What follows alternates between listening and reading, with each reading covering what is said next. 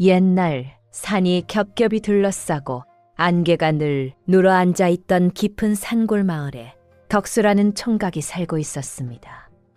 덕수는 도래들보다 눈치가 느리고 말주변이 없어 마을 사람들 사이에서 늘 반편이로 불리곤 했습니다.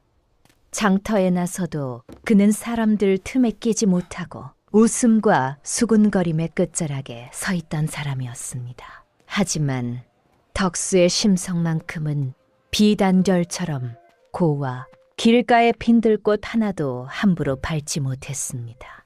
마른 나뭇가지를 스칠 때조차 괜히 미안해 발걸음을 거두는 성정이었습니다.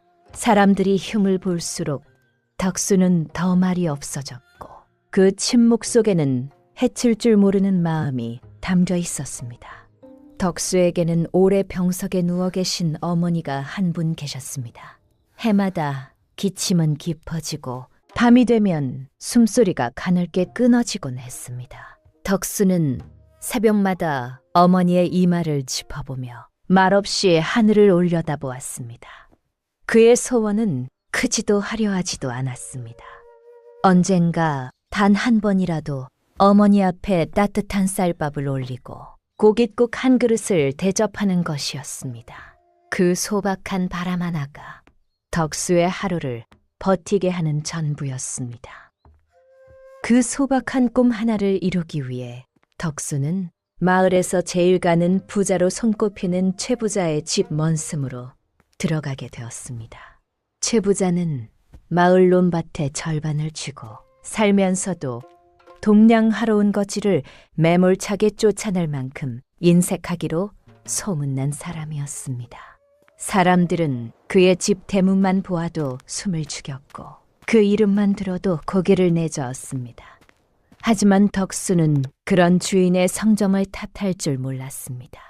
그에게는 그저 일할 곳이 생겼다는 사실 하나만으로도 감사할 따름이었습니다. 덕수는 대문 앞에 서서 두 손을 가지런히 모으고 멀리를 깊이 조아렸습니다. 그 순간부터 덕수의 하루는 해가 뜨기 전부터 시작돼 해가 완전히 진 뒤에야 끝나게 되었습니다.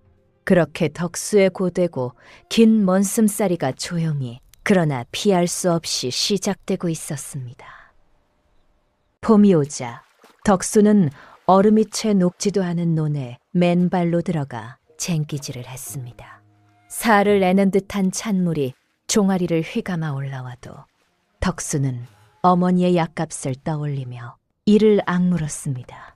사람들이 꽃놀이를 나가 웃음꽃을 피울 때에도 덕수는 허리 한번 제대로 펴지 못한 채 밭을 갈았습니다. 투박한 그의 손등은 거북이 등껍질처럼 갈라지고 터져 피가 배어나왔지만 덕수는 아픈 줄도 몰랐습니다. 여름이 되어 삼복더위가 기승을 부리자 덕수는 이글거리는 햇볕 아래 밭고랑 사이에서 비오듯 땀을 흘리며 김을 메었습니다. 숨이 턱 막히고 눈앞이 핑 도는 현기증이 몰려와도 그는 잠시 챈 생각조차 하지 않았습니다. 매미 소리가 귀청을 찢을 듯 울어대던 어느 날 덕수는 밭두렁에 앉아 잠시 땀을 훔치며 속으로 생각했습니다. 1년만 지나 품짓을 받으면 어머니께 드릴 소미불도 사고 장터에서 국밥 한 그릇도 사드리리라 하고 말입니다. 그 상상만으로도 덕수의 입가에는 바보 같은 그러나 세상에서 가장 순수한 미소가 번졌습니다. 가을이 깊어 황금 들판이 물결 칠 즈음 덕수는 누구보다 바쁘게 타작마당을 오갔습니다. 비록 자신의 곳간이 채워지는 것은 아니었지만 누렇게 익은 벼 이삭을 보며 마치 제1인 양 기뻐했습니다. 그렇게 봄과 여름, 가을과 겨울이 꼬박 지나가고 약속된 1년의 세월이 끝나가고 있었습니다. 마침내 품질 받는 날이 찾아왔습니다. 그날 아침 덕수는 헤어진 옷매무새를 최대한 단정히 고쳐 입고 최 부자의 사랑방 앞을 서성였습니다. 문풍지 너머로 들려오는 최 부자의 헛기침 소리에 덕수의 가슴은 괜히 콩닥콩닥 뛰었습니다. 이윽고 방문이 열리고 기름진 얼굴에 거만한 기색을 가득 담은 최 부자가 장죽을 입에 문 채 모습을 드러냈습니다. 최 부자는 마당에 꿇어앉은 덕수를 곁눈질로 흘끗 보더니 심드렁한 목소리로 입을 열었습니다. 내가 네 놈을 우리 집에서 먹여 살린 지도 벌써 1년이 되었구나. 덕수는 이마가 땅에 닿도록 깊이 절을 하며 대답했습니다. 예, 마님. 1년 동안 참으로 감사했습니다. 최 부자는 콧방귀를 삐며 곰방대를 탁탁 털어냈습니다. 감사는 무슨, 내 놈이 미련해서 깨먹은 호미가 몇 자루며 밥은 또 얼마나 많이 처먹었느냐. 내가 셈을 해보니 오히려 내 놈이 내게 돈을 물어내야 할 판이다. 그는 잠시 말을 멈추더니 마치 큰 은혜라도 베푸는 듯 다시 말을 이었습니다. 허나 내가 워낙 인심이 후하니 그리까지 하지는 않겠다. 최 부자는 턱짓으로 마당 구석에 있는 낡은 창고를 가리켰습니다. 저 창고 구석에 가보면 콩자루 하나가 있을 게다. 지난 가을에 수확하고 남은 것인데 특별히 니놈 품피즈로 주마. 그는 비웃듯 덧붙였습니다. 쌀을 주고 싶어도 내 놈 한일을 생각하면 아까워서 못 주겠으니 그리 알고 가져가거라. 덕수는 고개를 들 수가 없었습니다. 그저 주인이 내린 처분을 받아들이는 수밖에 없었지요. 덕수는 연신 허리를 굽혀 보이며 낡은 창고로 달려갔습니다. 창고 안은 햇빛 한 줄기 들지 않아 컴컴했고 퀴퀴한 곰팡이 냄새가 숨을 막듯 퍼져 있었습니다. 구석진 곳에는 먼지를 잔뜩 뒤집어 쓴 삼배자루 하나가 덩그러니 놓여 있었습니다. 덕수는 떨리는 손으로 그 자루를 들어 올렸습니다. 순간 부석한 먼지가 일며 매캐한 냄새가 코를 찔렀습니다. 자루의 입구를 조심스레 열어본 덕수는 그대로 말을 잃고 말았습니다. 그 안에는 콩이라 도르기에도 민망한 것들만 가득 들어 있었습니다. 습기를 먹어 문드러진 콩, 벌레가 파먹어 껍질만 남은 콩, 하얀 곰팡이가 피어 썩은 뇌를 풍기는 콩들이 뒤섞여 있었습니다. 시장에 내다 팔기는커녕 짐승 사료로 쓰기에도 턱없이 모자란 것들이었습니다. 덕수의 눈시울이 서서히 붉어졌습니다. 1년 동안 흘린 땀방울과 손발이 부르트도록 버텨온 시간이 고작 이 썩은 콩 한 자루로 돌아왔다는 사실이 가슴을 찢어놓는 듯 했습니다. 덕수는 고개를 들 수가 없었습니다.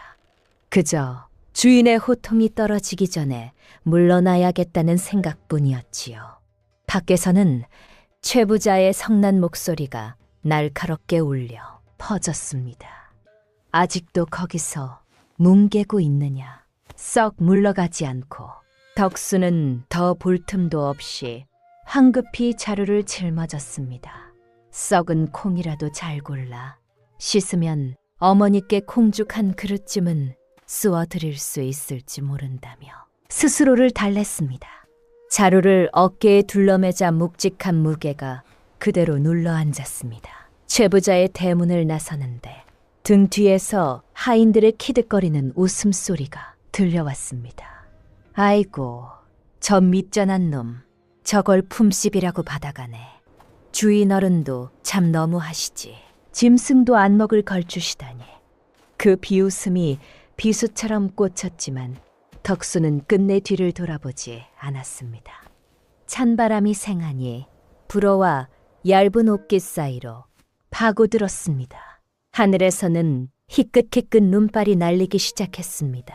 터덜터덜 집으로 향하는 길에서 덕수의 발걸음은 천근만근 무거웠습니다. 자루 안에서는 썩은 콩들이 서로 부딪히며 서걱거리는 소리를 냈습니다. 그 소리가 마치 자신의 신세를 조롱하는 것만 같아 덕수는 자꾸만 고개를 숙였습니다. 한참을 걷다 고갯마루에 이르러 덕수는 잠시 숨을 돌리기 위해 자루를 내려놓았습니다. 그리고는 혹시나 하는 마음에 자루를 다시 들여다보았습니다. 그 순간 썩은 콩 사이로 묵직하고 딱딱한 무언가가 손끝에 닿았습니다. 이게 뭐지? 덕수는 콩더미 속에서 주먹만 한 덩어리 하나를 꺼냈습니다. 진흙이 잔뜩 묻어 있어 형체를 알아볼 수 없는 검은 덩어리였습니다. 돌멩이인가 싶어 두드려 보았지만 돌보다는 무르고 흙보다는 단단한 묘한 감촉이 느껴졌습니다. 콩 속에 웬 돌덩이가 들었담. 무게를 늘리려고 이런 것까지 넣어두셨나 보지. 덕수는 씁쓸하게 웃으며 그 덩어리를 밭두렁에 던져버리려 했습니다. 하지만 그 순간 설명할 수 없는 기분이 손끝을 붙잡았습니다. 왠지 모르게 손에 착 감기는 느낌이 들어 쉽게 놓아지지가 않았습니다.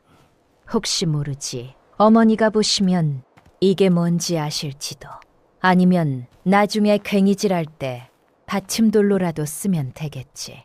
덕수는 별 생각 없이 그 진 흙덩이를 저고리 안주머니에 쑤셔 넣었습니다. 차가운 흙덩어리가 가슴팍에 닿아 서늘한 기운이 번졌습니다.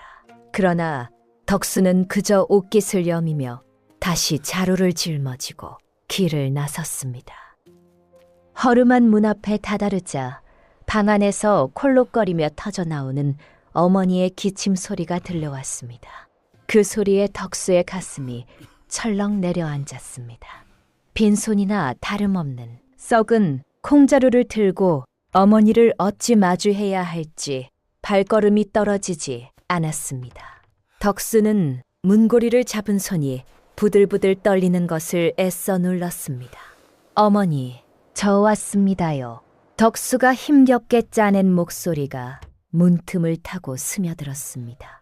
이내 방문이 열리고 앙상하게 마른 어머니가 반색하며 기어 나오셨습니다. 오냐, 내 새끼 덕수 왔느냐. 이 추위에 고생이 많았지. 어머니는 숨을 고르며 덕수를 올려다보았습니다. 그래, 주인 어른께 품시즌 잘 받았느냐.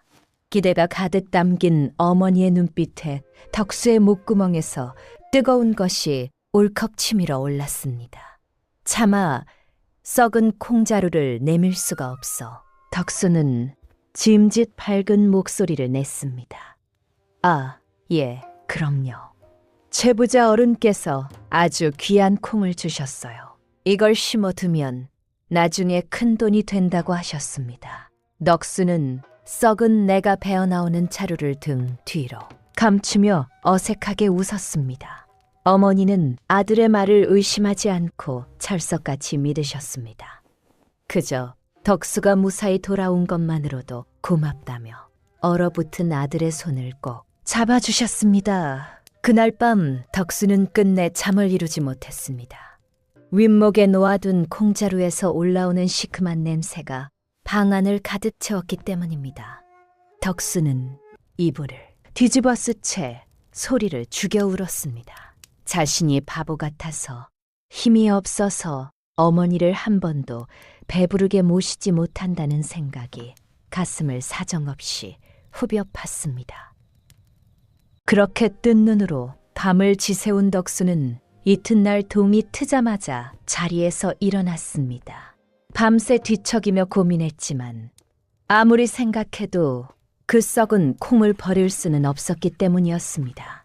덕수는 부엌으로 나가 찌그러진 양푼에 물을 받아 콩을 씻기 시작했습니다. 차가운 우물물에 손을 담그고 썩은 콩을 문지르자 시커먼 구정물이 쉼없이 흘러나왔습니다. 곰팡이가 씻겨 내려가고 껍질이 벗겨진 콩들의 물골은 참으로 처참했습니다. 반쪽이 난 것, 속이 텅 빈 것, 짓물러 터진 것들 뿐이었습니다. 성한 콩이라고는 눈을 씻고 찾아봐도 없었지만 덕수는 그것들을 금덩이처럼 바가지에 담았습니다. 덕수에게는 아버지 때부터 물려받은 손바닥만 한 자갈밭이 하나 있었습니다. 밭이라 부르기에도 민망할 만큼 돌이 많고 척박해 잡초조차 뿌리 내리기 힘든 버려진 땅이었습니다. 하지만 덕수에게 그 땅은 유일한 희망이었습니다. 덕수는 지게를 짊어지고 한 손에는 썩은 콩이 담긴 바가지를, 다른 한 손에는 낡은 호미를 들고 그 자갈밭으로 향했습니다. 겨울바람이 부는 들판은 황량하기 그지없었습니다. 땅은 꽁꽁 얼어붙어 쇠꼭챙이조차 들어가지 않을 만큼 단단했습니다. 덕수는 언 땅에 무릎을 꿇고 앉아 호미로 땅을 찢기 시작했습니다. 깡깡. 쇠와 돌이 부딪히는 소리가 적막한 산골짜기에 메아리 쳤습니다. 호미날이 튕겨나갈 때마다 손목으로 찌릿한 통증이 전해졌지만 덕수는 아랑곳하지 않았습니다. 작은 구덩이 하나를 파고 그 속에 썩은 콩알 하나를 조심스레 넣었습니다. 흙을 덮은 뒤에는 손바닥으로 토닥토닥 다독여 주었습니다. 부디 싹을 내다오. 제발 살아다오. 우리 어머니 콩죽이라도 한 그릇 드시게 해다오. 죽지 말고 제발 살아다오. 덕수는 콩 하나를 심을 때마다 주문을 외우듯 그렇게 중얼거렸습니다. 그때였습니다. 마을 어귀 쪽에서 짜자짓거리는 소리가 들려왔습니다. 장을 보고 돌아오던 마을 사람들이 덕수의 밭 근처를 지나가고 있었던 것입니다. 그들은 쭈그리고 앉아 땅을 파고 있는 덕수를 보며 발걸음을 늦추고 수군거리기 시작했습니다. 저기 덕수 아니냐? 엄동설안에 밭에서 뭘 하고 있는 게야? 듣자 하니 최부자 댁에서 품씹으로 썩은 콩을 받아왔다던데. 설마 그걸 심고 있는 건 아니겠지. 에이, 아무리 반편이라도 썩은 콩을 심는 바보가 어디 있겠나. 싹이 날 리가 없지. 사람들의 비웃음 섞인 말들이 바람을 타고 덕수의 귀에 하나하나 꽂혔습니다. 덕수는 얼굴이 화끈 달아올라 쥐구멍에라도 숨고 싶었습니다. 하지만 그는 애써 아무것도 듣지 못한 척하며 고개를 숙인 채 땅만 파고 있었습니다. 그때 멀리서 요란한 방울, 소리와 함께 가마 한 채가 다가왔습니다. 가마꾼들에게 멈추라는 손짓을 하며 나타난 이는 다름 아닌 최부자였습니다. 최부자는 가마창을 열고 고개를 내밀어 밭고랑에 엎드린 덕수를 내려다보았습니다. 이내 껄껄 웃음을 터뜨렸습니다. 이게 누구신가 했더니 우리 집에서 먼슴살이 하던 덕수 아니냐. 내 놈이 거기서 뭘 하고 있느냐. 내가 준 콩을 설마 심고 있는 것이냐. 덕수는 하던 일을 멈추고 일어나 허리를 깊이 굽혔습니다. 예, 마님. 주신 콩이 아까워 심고 있습니다요. 최부자는 기가 찬다는 듯 혀를 쩍쩍 차며 고개를 저었습니다. 미련한 놈 같으니라고. 내가 그 콩을 줄 때는 짐승이나 먹이라고 준 것이지 농사 지으라고 준 줄 아느냐. 썩은 콩에서 싹이 나면 내가 내 손에 장을 치지겠다. 학고생 말고 가서 잠이나 자거라. 최부자의 호통에 주변에 있던 마을 사람들도 덩달아 키득거리며 웃음을 터뜨렸습니다. 덕수는 아무 대꾸도 하지 못한 채 그저 고개만 깊이 숙이고 서 있었습니다. 최부자는 그런 덕수의 모습이 재미있다는 듯 한참을 더 조롱하더니 콧노래를 부르며 가마를 몰아 떠났습니다. 멀어져 가는 가마 뒤로 사람들의 비웃음이 꼬리표처럼 따라붙었습니다. 덕수는 눈물을 삼키며 다시 땅에 무릎을 꿇었습니다. 그리고는 아무 말 없이 호미를 움켜쥐고 다시 조용히 땅을 파기 시작했습니다. 시간은 흘러 어느덧 봄이 지나고 여름이 찾아왔습니다. 그러나 그해 여름은 예년과는 전혀 달랐습니다. 하늘은 지독하게 맑기만 했고 구름 한 점 없는 날들이 끝없이 이어졌습니다. 비가 내리지 않은 지도 어느새 2달을 훌쩍 넘기고 있었습니다. 타는 듯한 태양이 대지를 가차없이 밟았습니다. 논바닥은 거북이 등껍질처럼 쩍쩍 갈라졌습니다. 밭의 작물들은 물 한 모금 얻지 못한 채 누렇게 타들어갔습니다. 개울물은 바닥을 드러내고 말았고 우물물마저 하나둘씩 마르기 시작했습니다. 마을 전체에 비상이 걸렸습니다. 사람들은 기우제를 지내며 하늘에 빌고 또 빌었습니다. 하지만 야속한 하늘은 짹짹한 해변만 내리첫 부이였습니다. 가뭄의 고통은 가난한 이들에게 더욱 가혹했습니다. 덕수의 어머니는 더위와 목마름에 지쳐 병세가 눈에 띄게 악화되었습니다. 덕수야, 물 한 모금만 다오. 어머니의 입술은 바짝 말라 비틀어졌고 목소리는 갈라져 쇳소리처럼 떨렸습니다. 덕수는 집 안에 있는 물동이를 모조리 뒤져보았습니다. 그러나 머지만 폴폴 날릴 뿐 물 한 방울도 남아있지 않았습니다. 덕수는 다급히 마을 공동 우물로 달려갔습니다. 하지만 그곳에도 바닥에 진 흙이 조금 고여있을 뿐이었습니다. 덕수의 가슴이 시커멀게 타들어갔습니다. 이대로 가다가는 어머니를 잃을지도 모른다는 공포가 그의 온몸을 덮쳤습니다. 절망에 빠진 덕수의 머릿속에 단 한 사람의 얼굴이 떠올랐습니다. 바로 최부자였습니다.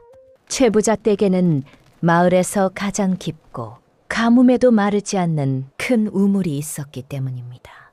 덕수는 염치를 따질 겨를도 없이 최부자 댁을 향해 달려갔습니다. 이미 대문 앞에는 물을 구하러 온 마을, 사람들이 길게 줄을 지어 서 있었습니다. 그러나 붓게 닫힌 대문은 좀처럼 열릴 기미가 보이지 않았습니다.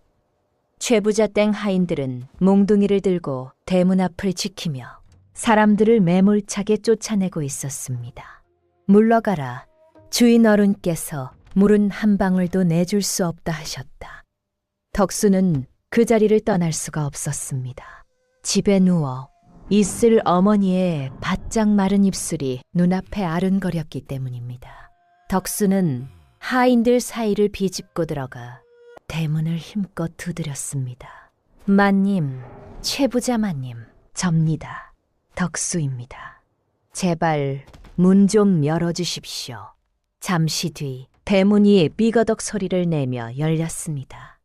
최부자는 귀찮다는 기색이 역력한 얼굴로 모습을 드러냈습니다. 덕수는 그 자리에서 털썩 무릎을 꿇었습니다. 마님, 살려주십시오. 제 어머니가 목이 말라 죽어가고 있습니다. 쌀도 돈도 바라지 않습니다. 그저 물 한 바가지, 아니 반 바가지라도 좋으니 제발 적선해 주십시오. 덕수는 땅바닥에 이마를 찍으며 몇 번이고 멀리를 조아렸습니다. 그러나 최부자의 얼굴에는 조금의 흔들림도 없었습니다. 내 우물은 내 논에 대기에도 모자란다. 내 어미목을 축일 물 따위는 없으니 썩 물러가거라. 최부자는 냉정하게 그렇게 쏘아붙였습니다. 이내 하인들에게 눈짓을 보냈습니다. 하인들은 덕수를 붙잡아 질질 끌어대문 밖으로 내던졌습니다. 덕수의 절규는 굳게 닫힌 대문 안으로 삼켜지고 말았습니다. 덕수는 비틀거리는 걸음으로 집을 향해 걷고 있었습니다. 자결하는 태양 아래에서 덕수의 그림자는 길게 늘어져 힘없이 흔들렸습니다. 터덜터덜 걷다 보니 어느새 그는 썩은 콩을 심었던 그 자갈밭 앞에 다다랐습니다. 밭의 모습은 처참하기 그지없었습니다. 가뭄의 땅은 거북이 등처럼 쩍쩍 갈라져 있었고 주변의 풀들은 모두 누렇게 말라 죽어 있었습니다. 덕수는 더 이상 힘이 남지 않은 듯 밭두렁에 털썩 주저앉았습니다. 어머니, 못난 자식을 용서해 주세요. 덕수의 눈에서 굵은 눈물방울이 떨어져 메마른 땅 위로 스며들었습니다. 하늘도 어찌 이리 무심하십니까? 어찌 사람에게 이런 시련을 주십니까? 덕수는 원망이 섞인 눈으로 구름 한 점 없는 파란 하늘을 올려다보았습니다. 끝없이 맑기만 한 하늘이 그저 야속하게만 보였습니다. 바로 그때였습니다. 덕수가 무심코 저고리 안주머니에 손을 넣었습니다. 그 순간 손끝에 서늘한 기운이 스며들었습니다. 지난 겨울 썩은 콩자루 속에서 발견했던 그 정체모를 지는 덩어리였습니다. 덕수는 조심스레 주머니에서 그 덩어리를 꺼냈습니다. 온 세상이 불타는 듯한 삼복더위 속에서도 그 덩어리만큼은 얼음장처럼 차가운 냉기를 뿜어내고 있었습니다. 더 놀라운 것은 겉에 붙어있던 흙이 말라 떨어져 나가며 안쪽에서 은은한 옷빛이 감돌고 있다는 사실이었습니다. 덕수는 알 수 없는 이끌림에 이끌려 밭 한가운데로 천천히 걸어갔습니다. 갈라진 땅 틈새 아래 자신이 정성껏 심어두었던 썩은 콩들이 묻혀있을 바로 그 자리였습니다. 온 마을의 논밭이 타들어가고 잡초마저 말라 죽은 이 지독한 가문 속에서 오직 덕수가 썩은 콩을 심었던 그 자갈밭 한가운데에서만 무언가가 파릇파릇 돋아나고 있었습니다. 이게 싹인가? 덕수는 또 한 걸음 가까이 다가갔습니다. 분명 그것은 말라비틀어진 잡초가 아니었습니다. 척박한 돌틈을 뚫고 쩍쩍 갈라진 땅을 비집고 올라온 작지만 또렷한 초록빛 새싹이었습니다. 물 한 방울 주지 못했는데 썩어 빠진 콩이었는데 어찌 이런 일이 일어날 수 있는 것인지 덕수는 도무지 이해할 수가 없었습니다. 덕수는 떨리는 손으로 조심스레 그 새싹을 어루만졌습니다. 바로 그 순간 손에 쥐고 있던 차가운 지는 덩어리가 웅웅거리며 미세하게 진동하기 시작했습니다. 마치 밭에 돋아난 새싹과 서로 호응이라도 하듯이 말입니다. 그 순간 덕수의 머릿속을 스쳐 지나간 기억이 있었습니다. 최부자에게 쫓겨나던 날 콩자루 속에서 이 덩어리를 발견했을 때 느꼈던 그 묘한 예감이었습니다. 왠지 버리면 안 될 것 같았던 이유 없이 손에 남아있던 감각이었습니다. 덕수는 주위를 천천히 둘러보았습니다. 그곳에는 아무도 없었습니다. 타오르는 태양과 말라 죽은 들판, 그리고 기적처럼 솟아난 어린 새싹만이 덕수를 바라보고 있었습니다. 덕수는 숨을 고르고 조심스럽게 그 차가운 덩어리를 새싹 옆에 내려놓았습니다. 그러자 믿기 어려운 변화의 기운이 밭 위에 감돌기 시작했습니다. 신비한 진흙덩어리가 여린 새싹 곁에 닿는 순간 덕수는 온몸의 기운이 땅속으로 빨려 들어가는 듯한 아득한 현기증을 느꼈습니다. 눈앞이 아찌채지며 힘이 풀린 덕수는 그 자리에 털썩 쓰러지듯 몸을 눕히고 말았습니다. 하늘은 여전히 지독하게 맑았고 해는 서산 너머로 미련을 남기듯 붉은 노을을 토해내며 저물고 있었습니다. 이윽고 달이 휘영청 떠오른 깊은 밤이 되었습니다. 온 세상이 잠에 잠긴 그 시각, 덕수의 밭에서는 천지개벽이라 부를 만한 일이 벌어지고 있었습니다. 덕수가 심었던 그 썩은 콩들이 최부자가 짐승 주듯 던져주었던 보잘것없는 콩알들이 땅속 깊은 기운을 빨아들이며 무서운 속도로 자라나기 시작한 것입니다. 부드득 부드득 단단한 자갈들이 밀려나며 부서지는 소리가 밤 공기를 가르었습니다. 흙을 뚫고 솟아난 줄기들은 살아있는 뱀처럼 꿈틀대며 하늘을 향해 치솟았습니다. 줄기는 하나가 아니었습니다. 덕수가 콩을 심었던 구덩이마다 굵직한 줄기들이 동시에 솟아올랐습니다. 그 줄기들은 서로 엉키고 휘감기며 순식간에 거대한 덩굴을 이루었습니다. 잎사귀는 어른의 손바닥보다 훨씬 크고 윤기가 돌았습니다. 줄기는 장정의 허벅지보다도 굵고 단단했습니다. 메마른 땅, 물 한 방울 없는 척박한 곳에서 식물이 자란다는 것만으로도 기적인데 하룻밤 사이에 숲을 이루듯 거대하게 자라난다는 것은 인간의 상식으로는 도저히 설명할 수 없는 일이었습니다. 밤새도록 덩굴은 멈춤 없이 자라고 또 자랐습니다.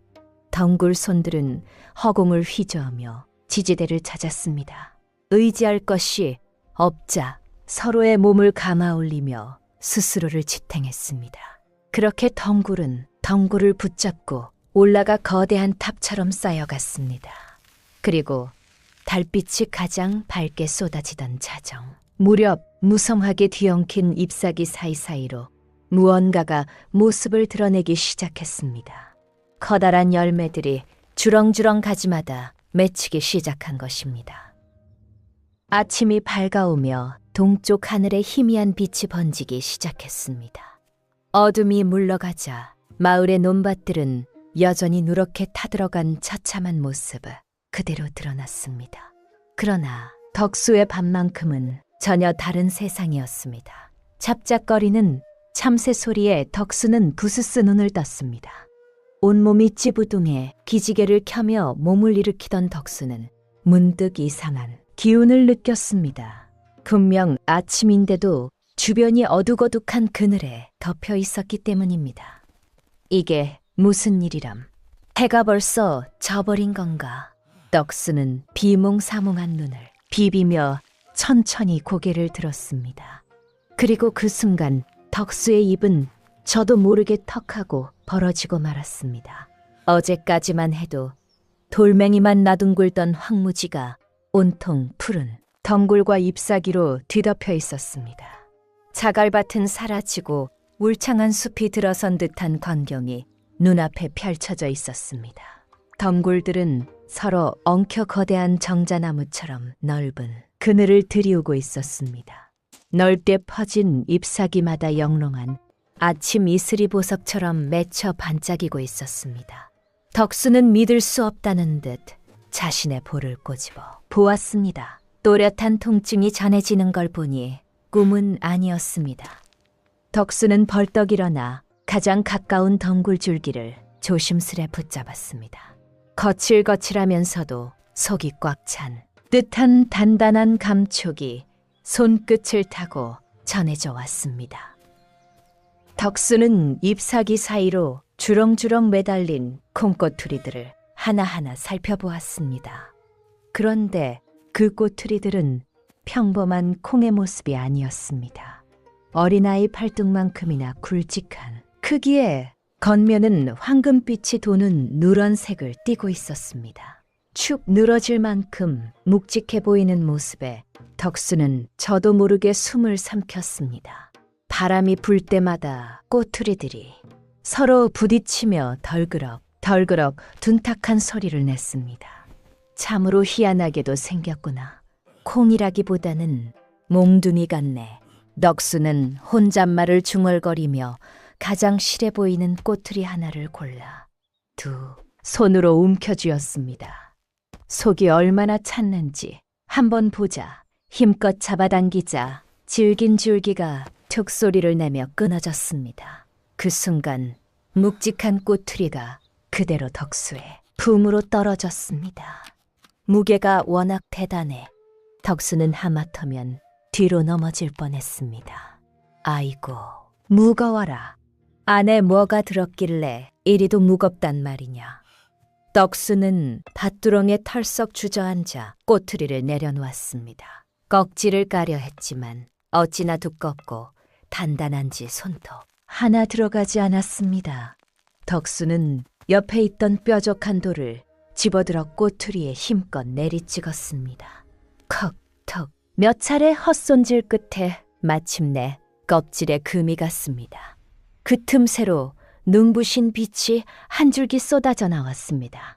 덕수는 순간 눈이 부셔 저도 모르게 눈을 찌끄렸습니다.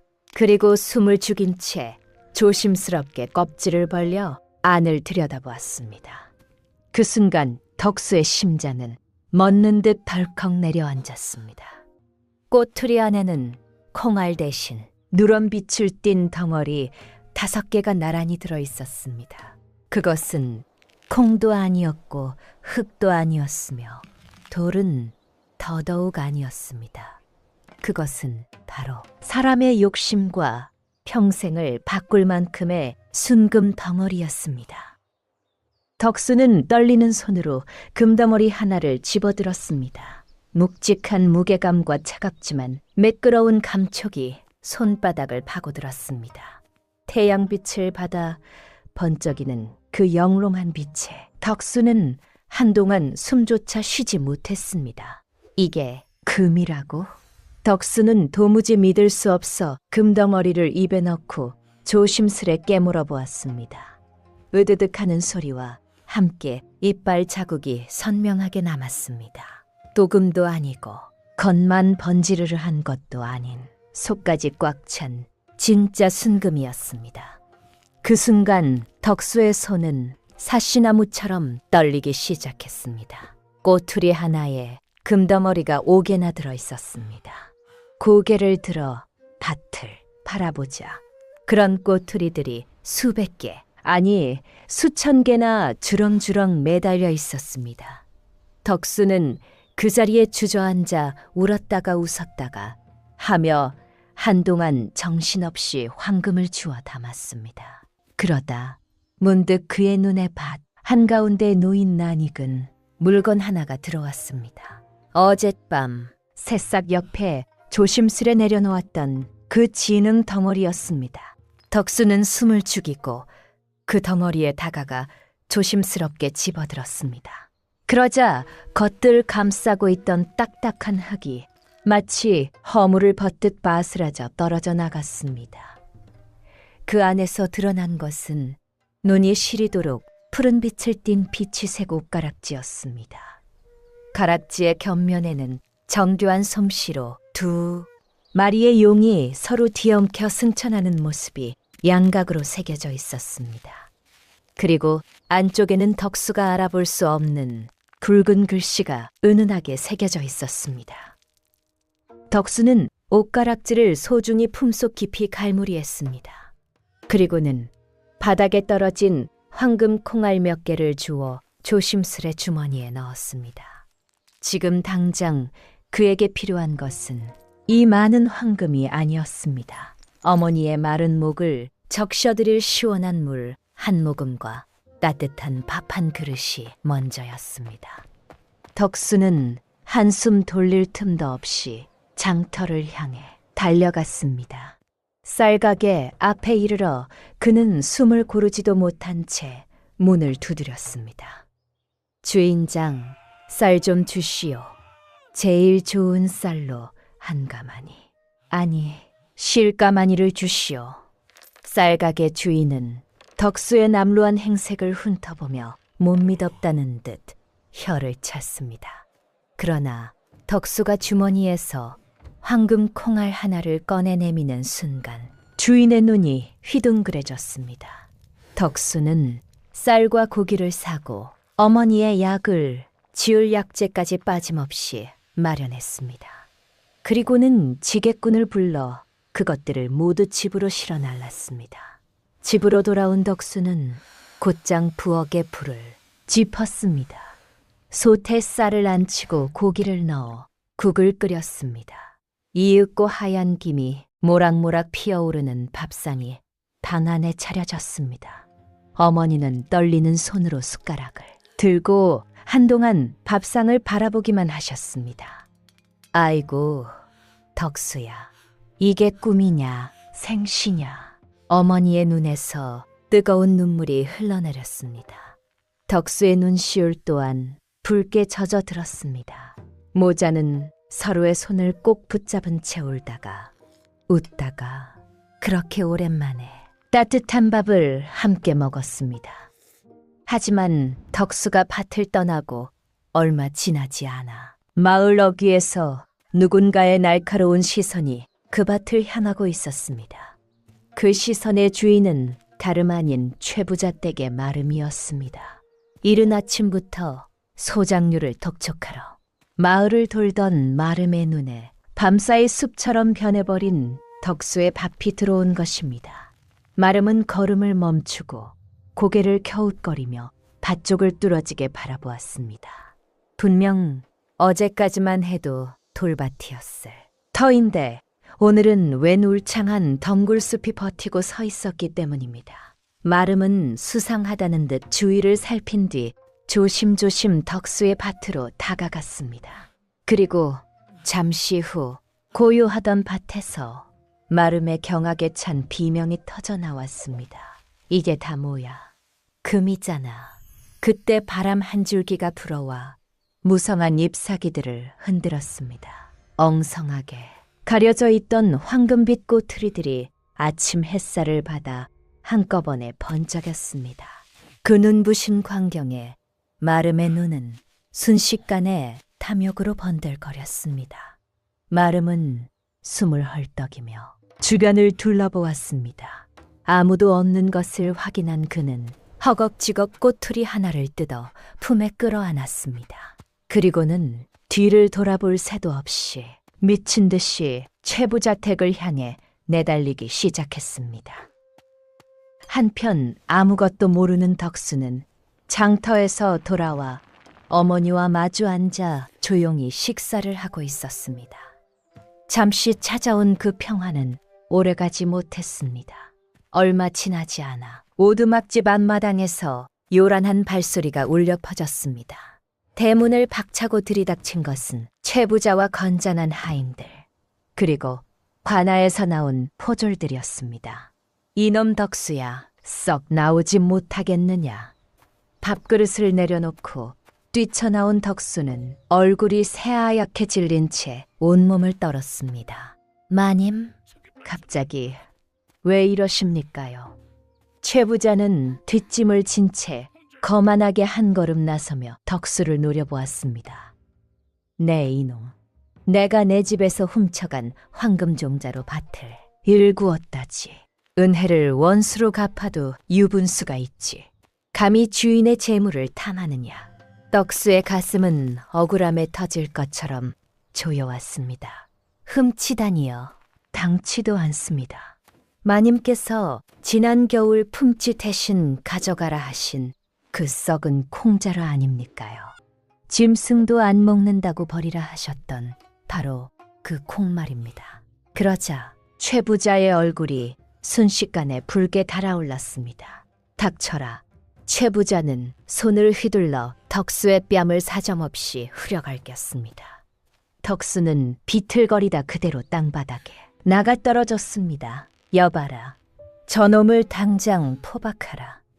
명령이 떨어지자 포졸들이 달려들어 덕수의 두 팔을 거칠게 붙잡았습니다. 굵은 밧줄이 덕수의 몸을 옹암매듯 묶어 나갔습니다.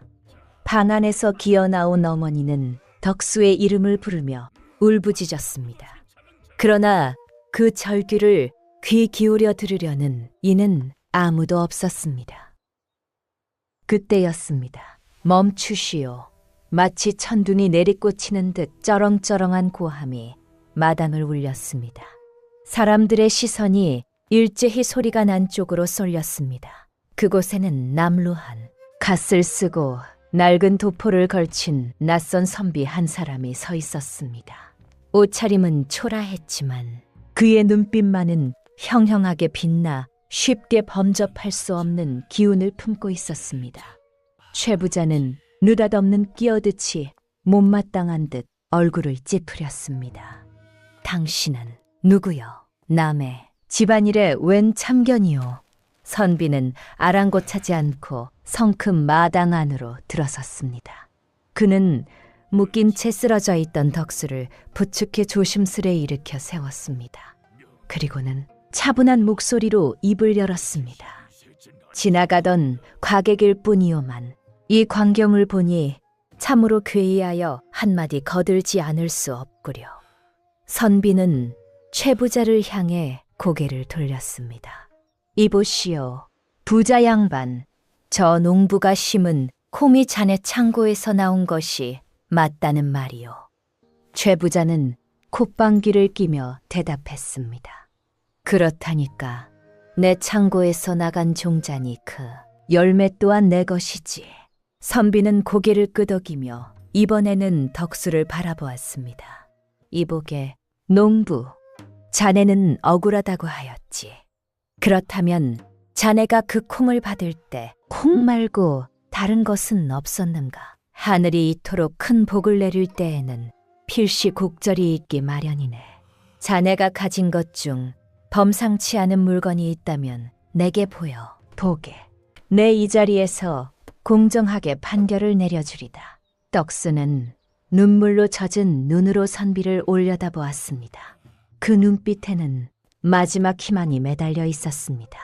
덕수는 묶인 손을 힘겹게 꼼지락거리며 품속 깊은 곳을 더듬었습니다. 이윽고 그는 조심스럽게 숨기듯 간직해온 옷가락지를 꺼내들었습니다. 덕수의 손바닥 위에 놓인 옷가락지가 햇살을 받아 영롱하게 빛났습니다. 두 마리의 용이 서로 뒤엉켜 하늘로 승천하는 문양이 또렷하게 드러났습니다. 그 순간 점잖게 서 있던 선비의 얼굴이 마치 백지장처럼 새하얗게 질렸습니다. 선비는 떨리는 손으로 덕수에게 다가와 옷가락지를 조심스레 집어들었습니다. 그의 눈가가 붉어지더니 이내 굵은 눈물방울이 뚝뚝 떨어져 가락지를 적셨습니다. 이것은 선비의 입술이 파르르 떨렸습니다. 그는 가락지 안쪽에 새겨진 붉은 글씨를 확인하더니 하늘을 우러러 길게 탄식했습니다. 아버님, 드디어 찾았습니다. 10년을 찾아 헤매던 아버님의 유품을 이 산골짜기에서 찾게 될 줄이야. 마당은 찬물을 끼얹은 듯 고요해졌습니다. 사람들은 숨조차 쉬지 못한 채 그 광경을 지켜보았습니다. 최 부자 역시 당황한 기색이 역력했습니다. 선비는 천천히 고개를 돌려 최 부자를 노려보았습니다.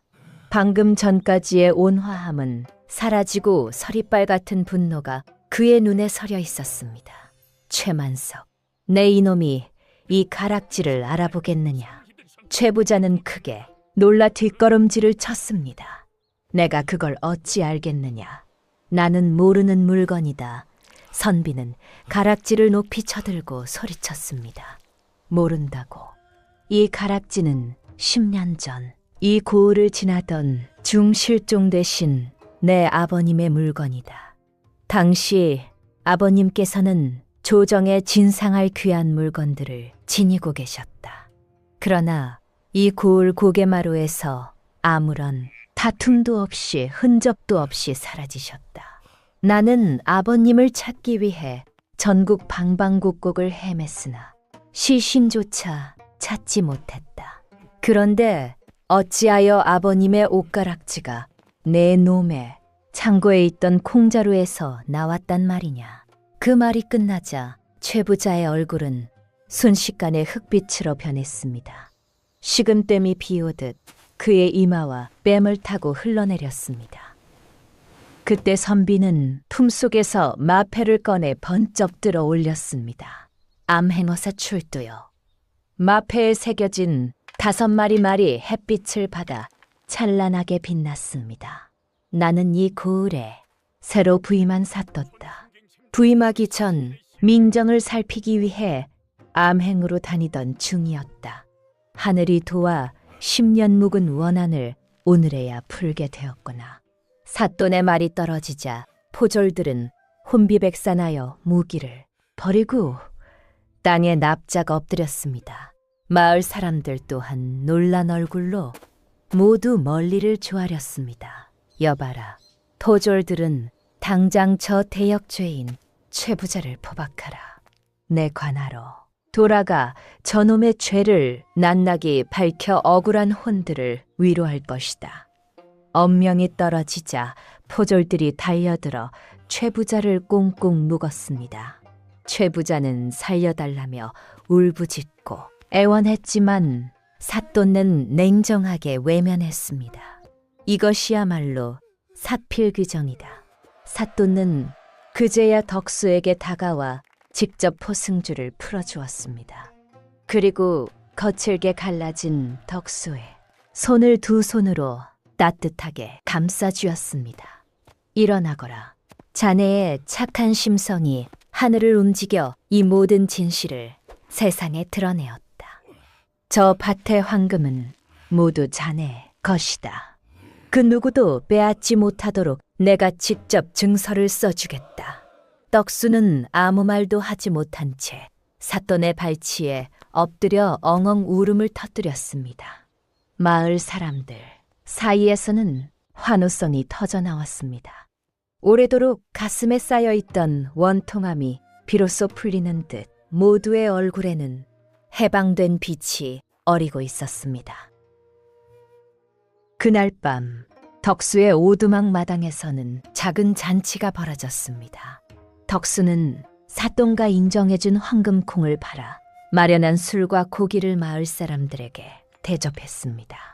가뭄과 굶주림에 시달리던 사람들은 오랜만에 배불리 먹고 마시며 덕수의 복을 진심으로 축하해 주었습니다. 웃음소리와 잔 부딪히는 소리가 밤 공기를 따뜻하게 채웠습니다. 사돈의 명으로 최부자의 창고도 열렸습니다. 그동안 착취해 모아두었던 곡식들은 가난한 백성들에게 고루 나누어졌습니다. 굳게 닫혀있던 최부자의 우물 역시 개방되어 마을 사람들은 마음껏 물을 기를 수 있게 되었습니다. 덕수의 밭에서 시작된 기적은 어느새 온 마을을 살리는 생명수가 되었습니다. 모든 소동이 마무리된 뒤 사돈은 관복을 갖춰 입고 정식으로 덕수의 집을 찾았습니다. 사돈은 덕수 앞에 서서 깊이 허리를 굽혀 절을 올렸습니다. 덕수야, 내 순박한 마음이 하늘을 움직여 이 모든 진실을 드러냈다. 너야말로 이 고을의 진정한 어른이다. 사돈은 약속대로 밭에서 나온 모든 황금을 덕수에게 돌려주었습니다. 빼앗겼던 논밭의 문서 또한 하나도 빠짐없이 되돌려 주었습니다. 그러나 덕수가 가장 먼저 한 일은 불을 누리는 것이 아니었습니다. 그는 곧바로 의원을 모셔와 어머니를 위한 귀한 약을 지어 올렸습니다. 정성껏 달인 약을 드신 어머니는 날이 갈수록 기력을 되찾아갔습니다. 따뜻한 아랫목에서 아들이 숟가락으로 떠먹여주는 약을 드시며 어머니의 얼굴에는 서서히 혈색이 돌아왔습니다. 마침내 어머니가 마당을 거닐 수 있을 만큼 회복되던 날이 찾아왔습니다.